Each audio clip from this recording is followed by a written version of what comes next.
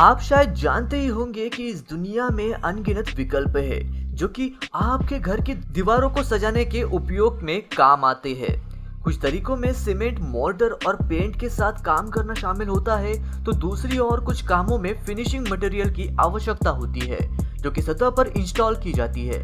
लेकिन हमें यकीन है कि आपने कभी इस विकल्प को शायद ही देखा होगा जो हम आपको अभी दिखाने जा रहे हैं। ये जो जियो पैनल्स आप अभी देख रहे हो, इन्हें इटालियन कंपनी द्वारा निर्मित किया गया है। उनकी बनावट बेहद अलग होती है, जिसे एक टेक्सचर सरफेस दिया जाता है।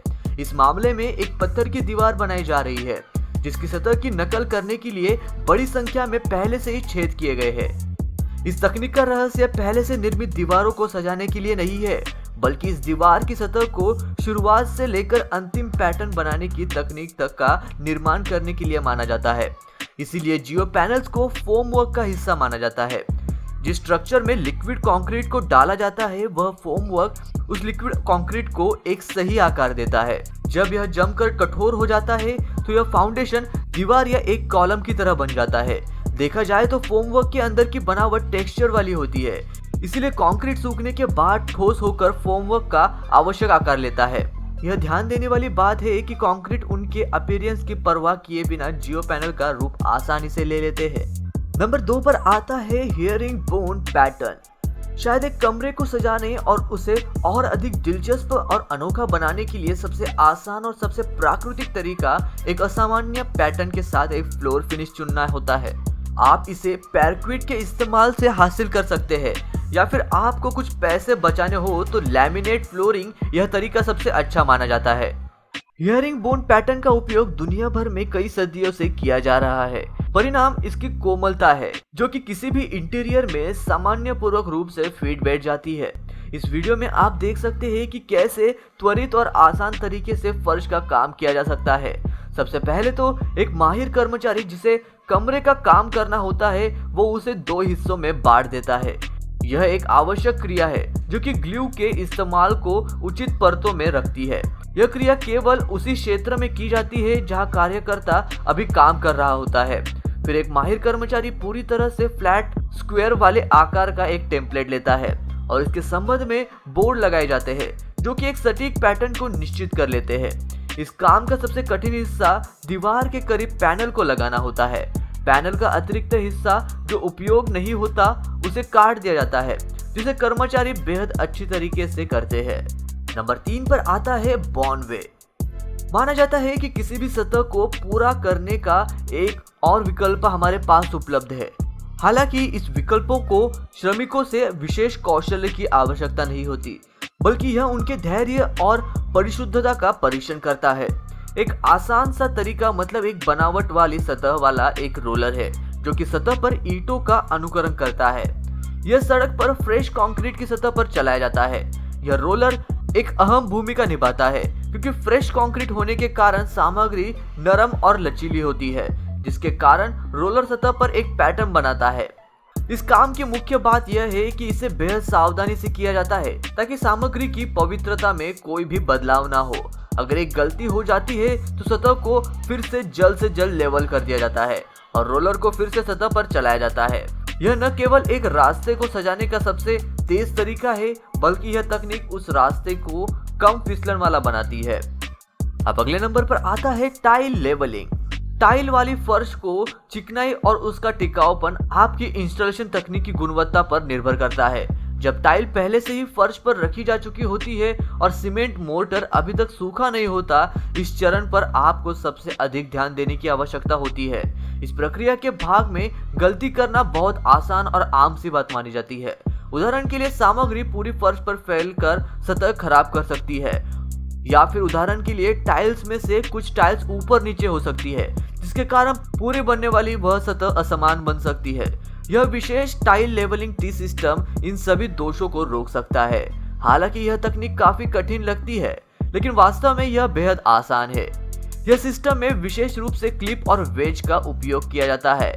क्लिप को टाइल के बीच में जोड़ दिया जाता है। प्रत्येक टाइल में 2 टुकड़े जोड़ दिए जाते हैं। टाइल को एक साथ दबाने वाली तकनीक जैसे कि वेज क्लिप को मजबूती से जोड़ता है। यह लेवलिंग सिस्टम सुनिश्चित करता है कि सीमेंट मोर्टार सूखने के बाद भी सामग्री अपनी जगह पर ही रहती है और टाइल्स बिल्कुल भी नहीं हिलती।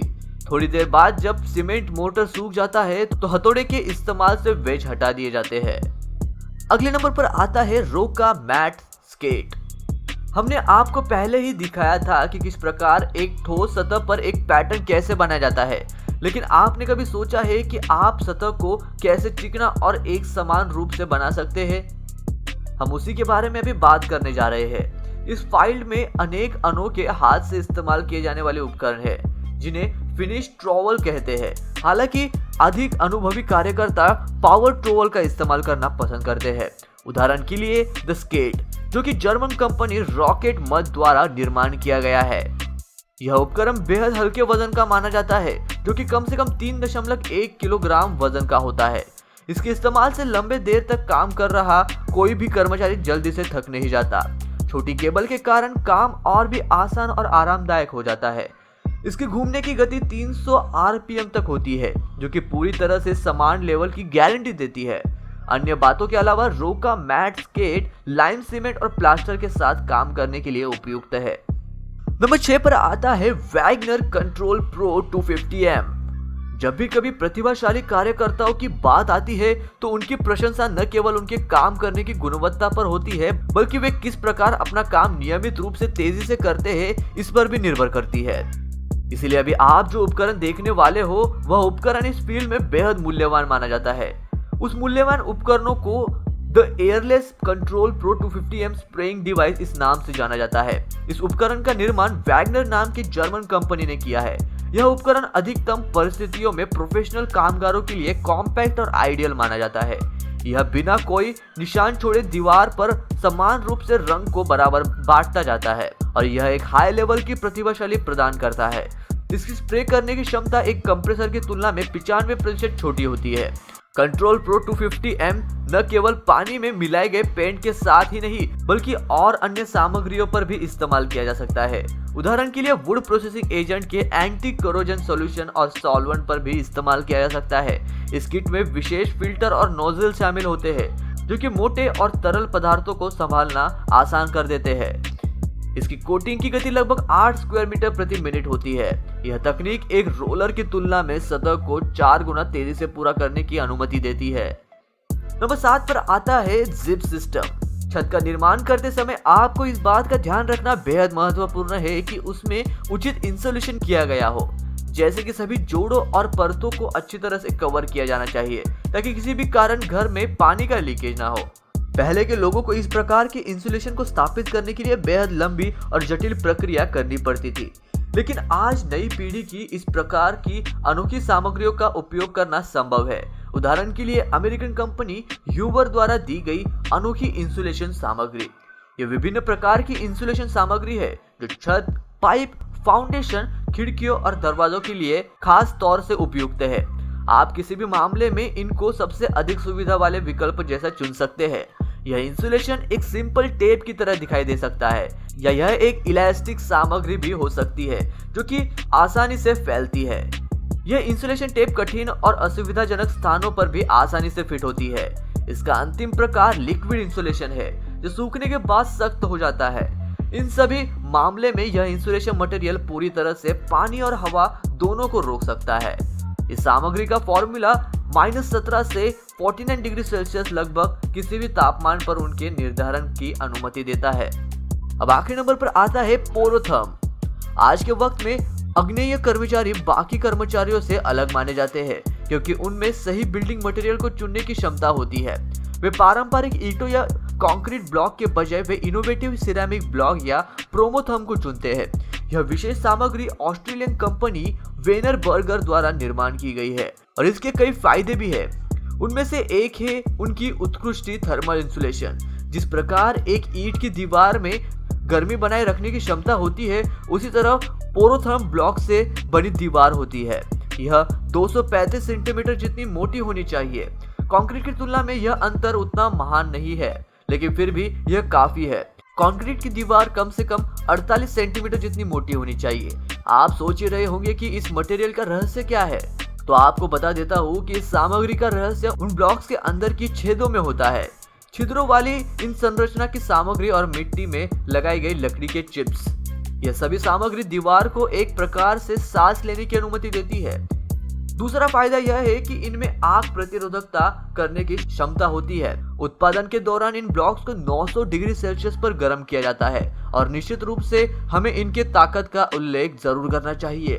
यह सामग्री ऊंची इमारतों के निर्माण के लिए उपयुक्त है और यह 10 मंजिलों तक का समर्थन आसानी से कर सकती है। आश्चर्यजनक रूप से इस सामग्री की संरचना बनाने के लिए स्टील रीइंफोर्समेंट की भी कोई जरूरत नहीं लगती। दोस्तों, आज के वीडियो के लिए बस इतना ही। अगर वीडियो अच्छा लगा तो वीडियो को लाइक करें और हमारे चैनल को सब्सक्राइब करके हमें सपोर्ट करें। मैं मिलता हूँ आपको ऐसे और एक अमेजिंग वीडियो के साथ। तब तक के लिए नमस्कार।